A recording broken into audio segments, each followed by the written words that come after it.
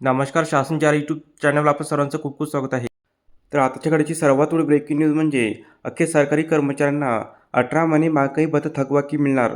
त्या संदर्भात एपिसोडच्या माध्यमातून संपूर्ण अपडेट सविस्तरपणे चला सुरू करूया. सरकारी कर्मचारी तसेच पेन्शनधारकांसाठी आताची मोठी महत्त्वपूर्ण आनंदाची बातमी समोर येत आहे. ती म्हणजे कोरोना काळामध्ये रोखून ठेवण्यात आलेला महागाई भत्ता मिळण्याचा मार्ग आता मोकळा होत आहे. प्राप्त माहितीनुसार कोरोना काळामध्ये कर्मचारी तसेच पेन्शनधारकांचा 18 महिने कालावधीत महागाई भत्ता वाढ रोखून ठेवण्यात आली होती. सदर कालावधीमध्ये सरकारी कर्मचारी हे कर्तव्यावर कार्यरत होते, परंतु त्या काळात केंद्र सरकारच्या निर्णयानंतर केंद्रीय व राज्य सरकारी कर्मचाऱ्यांचा महागाई भत्ता रोखून ठेवण्यात आला होता. सदर 18 महिने काळामध्ये कोणत्याही प्रकारची महागाई भत्ता वाढ लागू केली नाही. तर 18 महिने काळानंतर पुढील महागाई भत्ता वाढ लागू केली गेली, परंतु कोणताही फरक अदा करण्यात आलेला नाही. यामुळे निवृत्ती वेतनधारकांना तसेच कर्मचाऱ्यांना सदर कालावधीत कोणत्याही प्रकारचा आर्थिक लाभ प्राप्त झाला नाही. म्हणून सर्वोच्च न्यायालयामध्ये याबाबत अनेक याचिका अद्याप प्रलंबित आहे.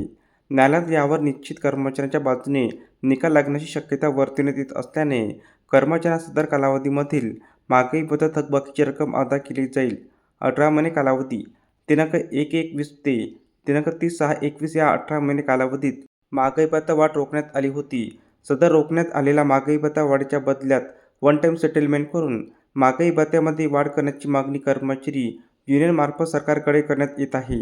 वन टाईम सेटलमेंट म्हणजे 18 महिने महागाई भत्ता वाढीची थकबाकी देण्याच्या बदल्यात एकाच वेळी महागाई भत्त्यामध्ये वाढ करणे होय.